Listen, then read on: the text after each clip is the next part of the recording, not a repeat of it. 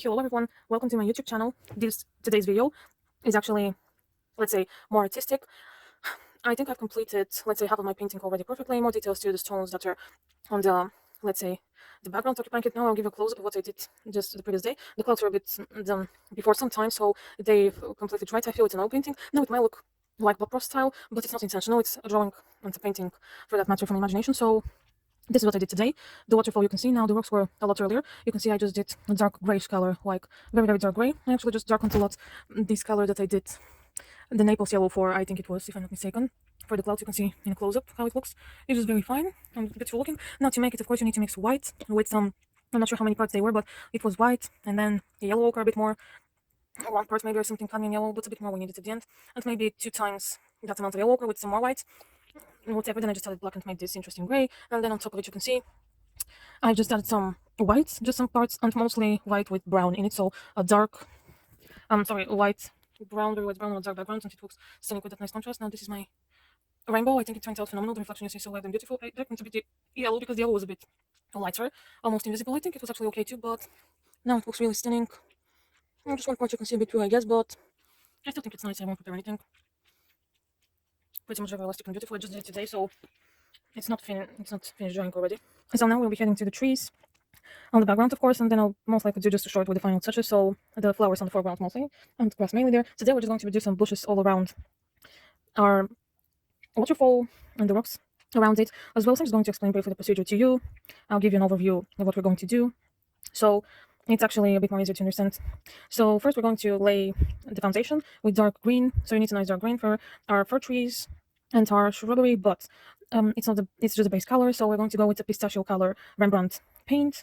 That wasn't, I guess, too expensive. I don't remember. Maybe it was about 15 euros or something. I'm not sure. It was a very big one. So obviously, if you find a tinier one, but I think they were sold actually as bigger versions. This one that we're going to use here, these are the 6 colors. You see, these are a lot smaller, of course, than the other one. You'll see its difference later in the tube size, let's say, or something. Now, I've used, you can see already, this carmine one already the most. But of course, you can see just 15 milliliters of paint. But now we're going to use this actually as a finishing touch just for the shrubbery. So deeper parts of the shrubbery is going to be colored. I think you've seen some leaves that have edges like that. They've done in purple, in red, sometimes even pinkish, or this perfect color here, right?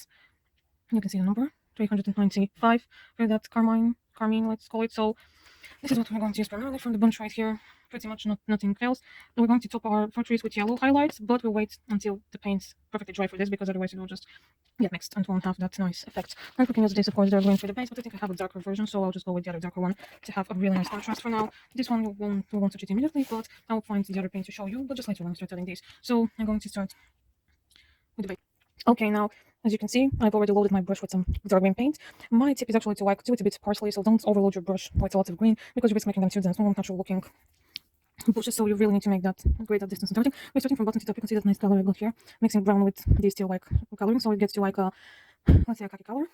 So right here we're going to start and try preserving actually some of that nice khaki color, so you can see how they look like. At first glance, another tip I will give you when making these shrubs, never forget this, is to actually make them slightly lower than you want them to be, not too high.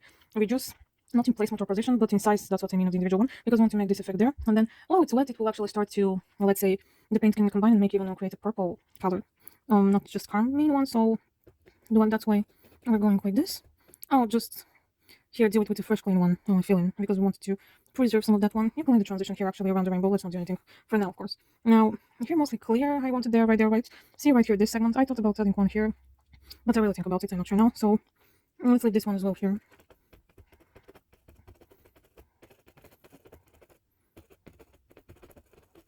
Now we don't need a perfectly exact clean brush. We can just layer with this one. Just below this, you can just stop here whether that's no part is if you want. Let's not do too much. I really need to check the bigger one out to see. I really don't think I'll go yes up there. So just a bit like that to me is very, let's say, satisfying. So I won't load more for this part, what we can say. Then we'll turn back to this one to just like blend it in a bit. So we almost not really see this khaki color, but still like preserves a bit of its look. This is a bit of a rugged. I forgot to tell you, it's a hard brush, not soft one, so that's a better version. We're going over to.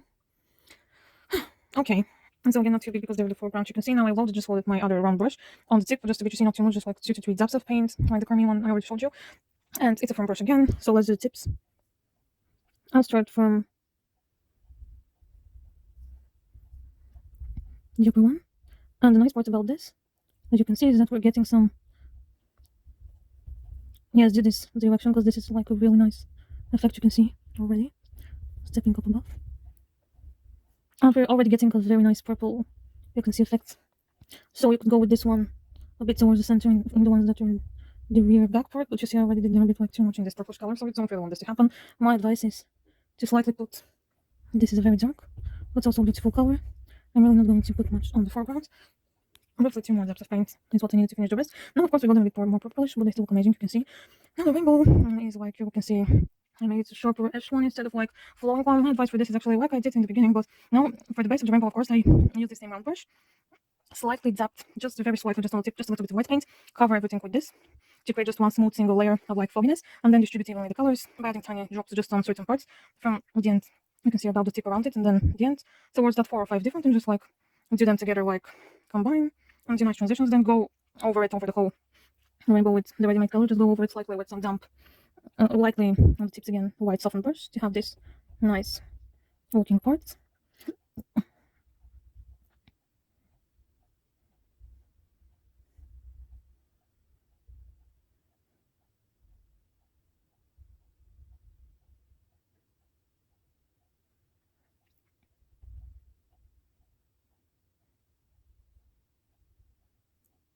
Almost no carmine. That's completely natural because we're already towards the end, so please don't put much color because it won't really change much as well. So just a bit like inside the look, and that's it. Because I really don't have too much green in it, but this, all the trees were supposed to be very green, so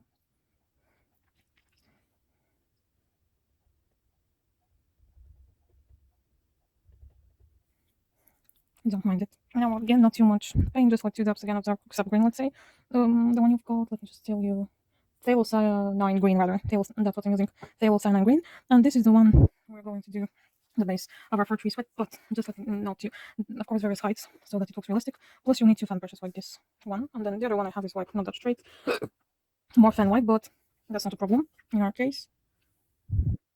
Now I'm going to just do one tree and show you how to do it, but let's start from here. Not the longest, this one won't be the longest. The other one, like here, maybe we're going to do a cloud, that doesn't matter, but from here, like nicely, we'll go back and do the tree trunk later, or when after it's dry, maybe, or afterwards, we'll see. So now if you want to get the clean one to show you, this is the one. Yes, so usually we just go like this. Distributing in the paint we already got, you see, it already leaves marks, so please don't add more paint.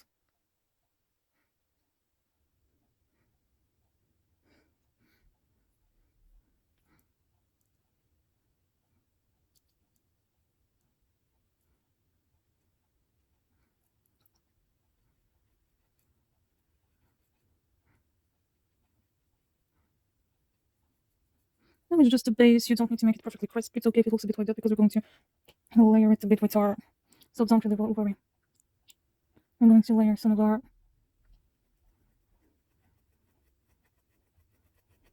pistachio color also on top, so it's really a matter of taste. Now let me just dab on a bit more paint, or rather some oil, I'll say. That will actually give us the nice look we are aiming towards.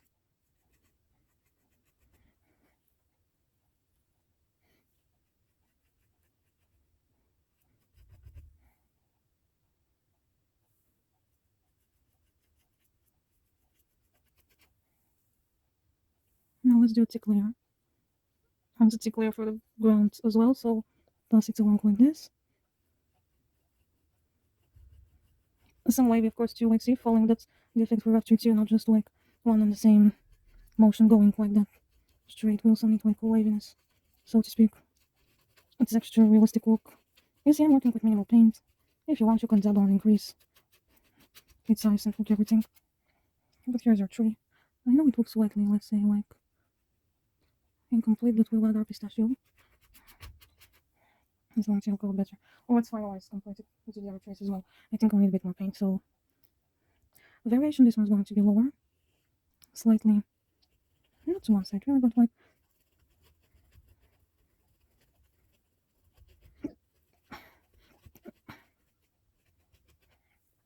oh, let me dump on it again. Okay. I think it has a nice character already. So you see how I'm going. No, on this for the top side, but it's all too much. I think I should space them a bit more, but unfortunately I really feel like my brush is going somewhere doing something I'm not really participating in, so sorry for this. Okay, so I'm going to repair it a bit more.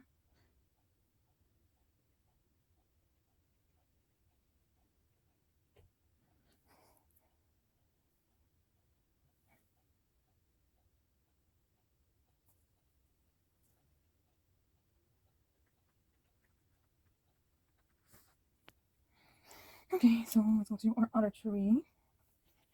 Decide how it's going to look. Now we're going to leave a bit more distance before we make this one, as you can see. Now it's also, let's compensate for everything up to now, so we're going to do this our tallest one maybe, or neighboring one next to it, I'll see. Maybe just this one. We're going to be our tallest, so